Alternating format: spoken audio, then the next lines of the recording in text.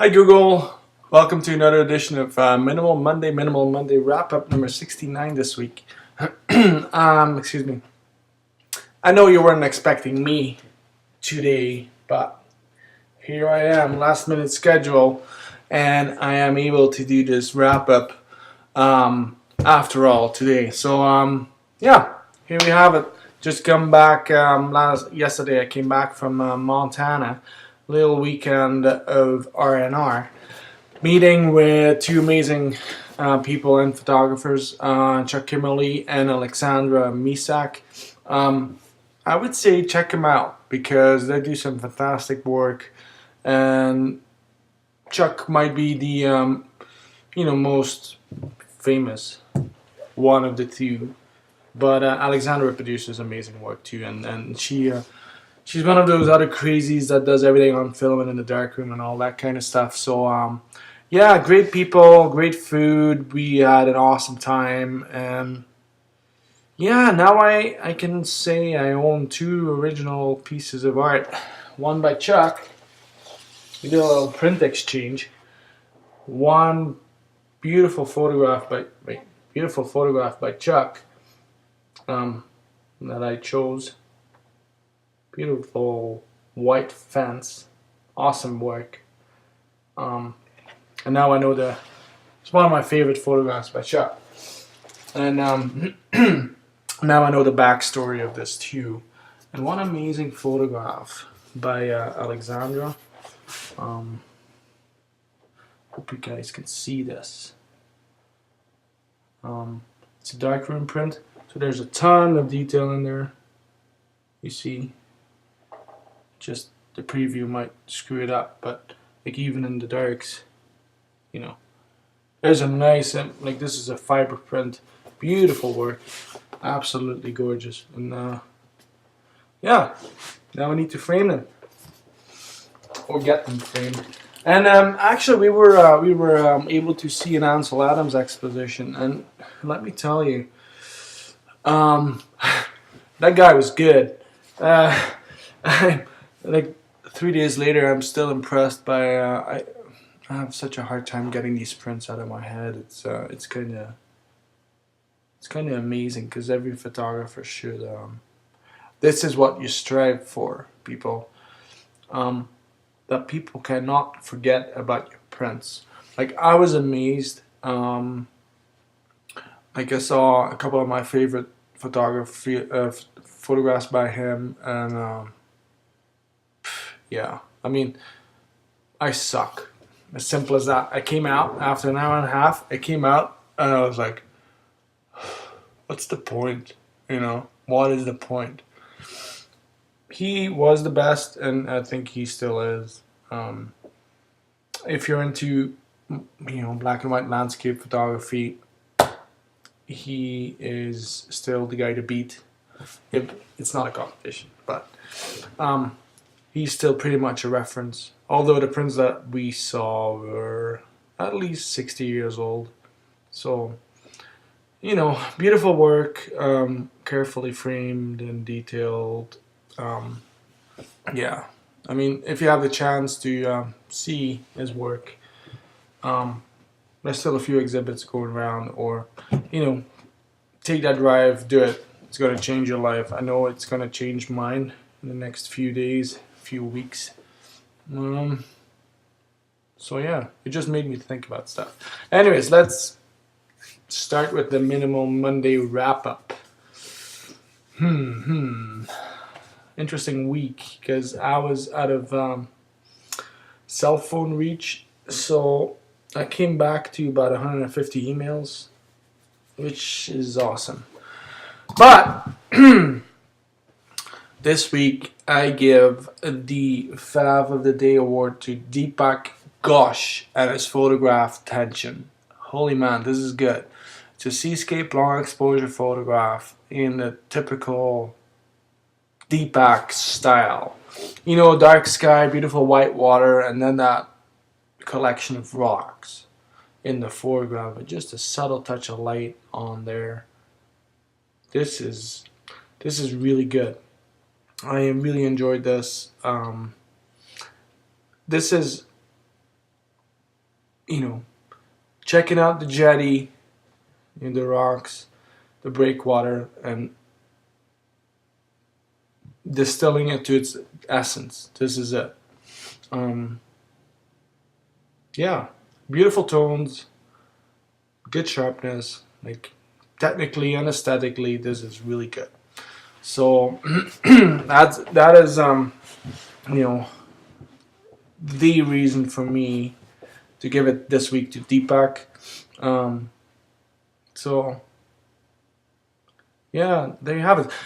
Just on a side note, I don't know if you guys know this, but when I'm doing these wrap ups, um, I download the images, and that's why when I kind of glance at them, I'm not studying them before I start these video recordings. I just open them up and I say what I feel. So nothing is planned, and nothing is prepared. This is just as impromptu as the whole theme is. I mean, this is not. I know we are serious about our work, but I mean, we don't take us too seriously, right? Because after all, this is Minimal Monday number 69. Anyways, here's another amazing photograph of Michael Diplicek. He is continuing his minimal snowscape theme this year, and this is again a winner. Beautiful snow-covered bench in a perfect snow landscape. Yeah, this is as minimal as it gets. Beautiful placement of the bench. Nice horizon line, good sky. Really simple image. And the tones are, there's not really 100% pure black in there, but that's okay because I mean the bench is so softly lit that it doesn't require that. This is good work. Thanks, Michael, for yet again adding this to our little theme. Now, this is a stunning photograph. Maybe not as minimal, but it is good black and white photography, and that's why I wanted. That's why I wanted to share this with you. Photo of the Golden Gate Bridge by Benjeev Randava. Talk about black and white. This is as good as it gets. This is a beautiful, beautiful photograph. There's pure white in there, pure black in there. Good detail in the sand that gives you nice foreground interest. Beautiful waterline. Nice little reflection there too. And I'm glad you are not afraid to use the deep blacks on the mountains in the background. That adds a lot of graphical interest. Actually, that's what Adams did too. Yeah, this is. I mean, when I'm silent, here's another little tip. When I'm searching for words, that means I'm really impressed. So I'm really impressed by this. Really good composition. I like the diagonal, both of the water or the sand. It all depends if you're a half full or half empty kind of person. Yeah, good position of the horizon line. Beautiful composition. Like, this is good stuff. This is beautiful stuff, Benjeev. Absolutely gorgeous. Thank you. Doesn't need to always be black and white. If you were thinking of minimalism or minimal landscapes, and Ralph Preen shows that to us. Beautiful sunset or sunrise over the ocean. And that's basically what it is. A nice horizon line. Sometimes photography is simple. And just a 50-50 works. And Ralph definitely proves that in this image. Good stuff. Like, I mean, I mean, it's a little. We always think of minimalism or minimal photography as being black and white, but it doesn't have to. And we've proved that um, along the way with this little theme. Here's another perfect example of that. Awesome. Now Didier Demoret is actually producing like an amazing body of work. Here again, I mean, awesome rural Belgian landscape. Just a field or a pasture. Well, it's a field that has been freshly plowed. Um, put in some trees in the background and maybe some lifting fog, and you have a little bit of backlit light, and you have a stunning photograph. Didier, proves it week after week that he is an amazing photographer with a clear vision, and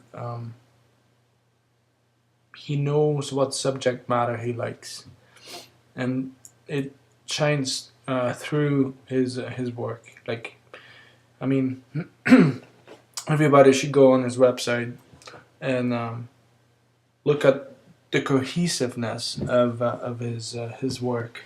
Absolutely stunning. Like, this is again like again, here I am, silence, because I can't find the right word. This is an exquisite photograph of something that everybody thinks of as mundane. Proves it. Conditions are right. It's gonna be world-class stuff. Awesome work, DJ. Again, seascape, long exposure. This one is by Bertrand Chambard.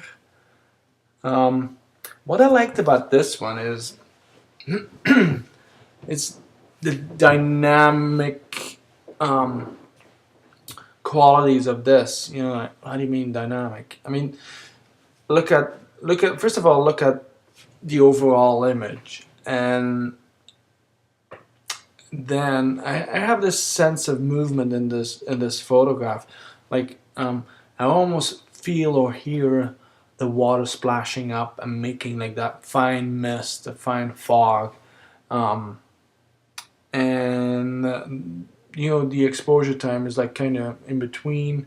It's probably your 20-second exposure to keep a little bit of detail in the water, in the foreground, to kind of draw you in an image. Really good placement on that distant beam. Let's call it that. It's a simple rule of thirds composition, but it works with the leading lines that flow through it towards it. Good work, Bertrand. Thank you for adding this. Here's an interesting photograph by Daniel Schwabe. Daniel, if you follow him on Google Plus, he's an interesting guy to follow, I think. And although this is not a perfect picture, I do like it, and I'm just looking at this, and it's just a bunch of it's just snow. I don't even know if this is the person that is standing onto this snow. If this snow is actually just really close foreground, or an actual hill. Anyways, doesn't matter. It just makes you think about this silhouette in this photograph, which is almost placed in the middle. And I say in the beginning, I mean, this is kind of an impromptu little critique as well about every photograph I choose to add. I would just clean up the left top corner there. I don't know, there's some blue for some reason. I would just clean that up and leave it. This is a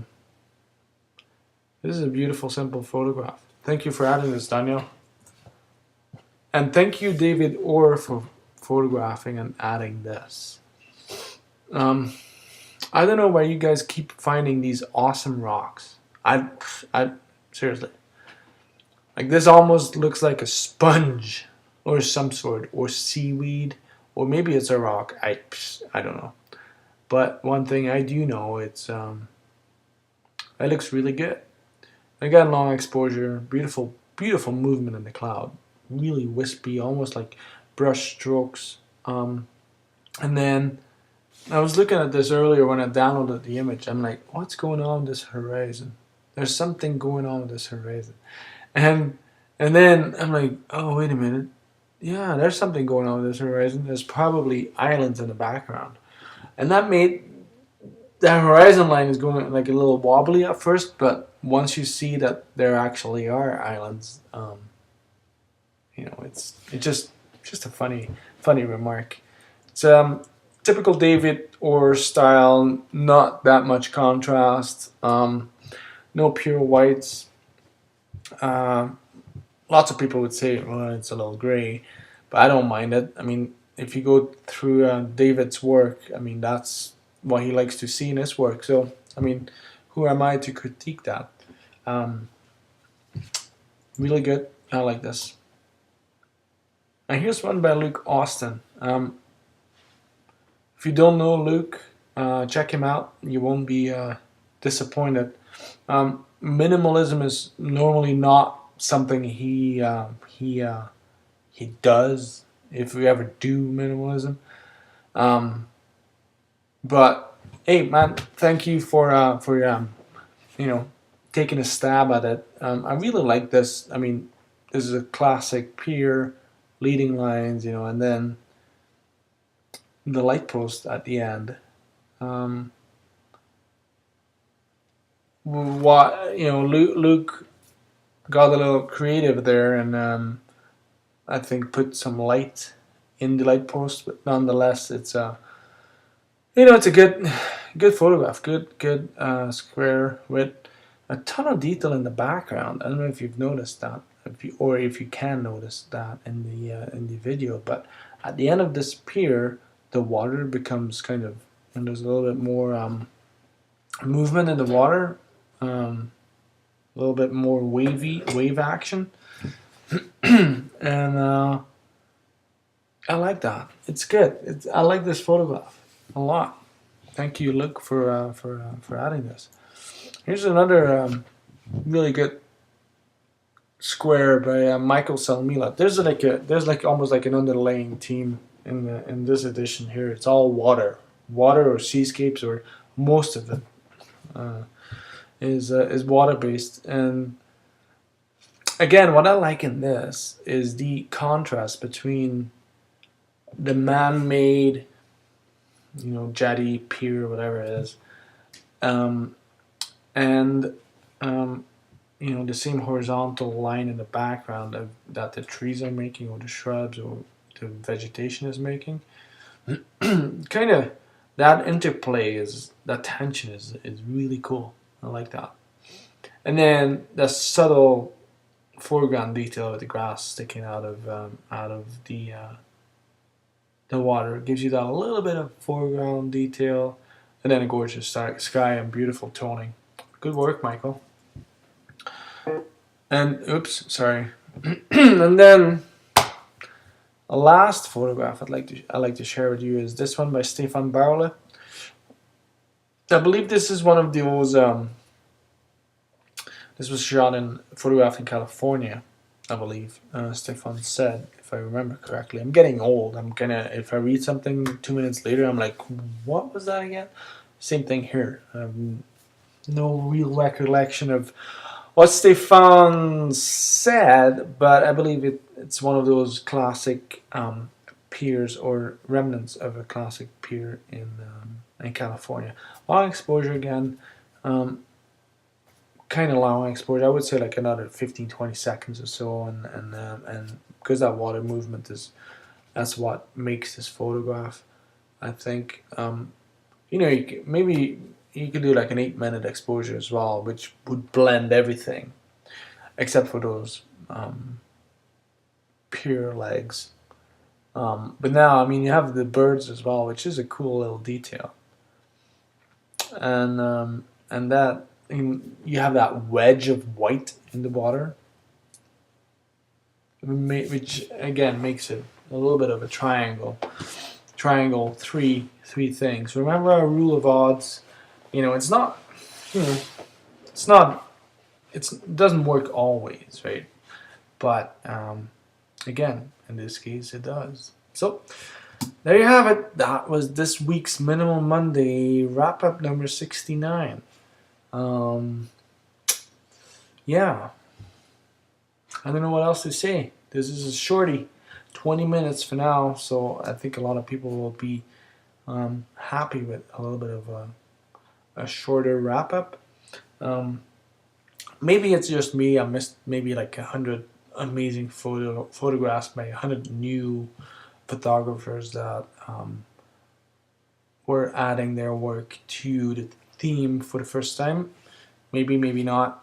I didn't see anything else, but that doesn't mean that you guys are the best. And even if 2 people would add their work to the theme, I would still be very happy. So it's not about quantity. Yeah, I'm gonna screw that one up. It's not about quantity. It's about quality, and I think this theme is one of the best. If I really wanted this week, I think I could almost feature 90%. This was a really tough decision for me. There's some regulars I left out. So, and every time I make these selections, I kind of feel, well, I want to add so many more people. I kind of feel bad, but that's the power that I have. So that was it for this week. I guess I'll see you all next week, and have a great rest of the week, and hopefully it's very productive and creative for all of you.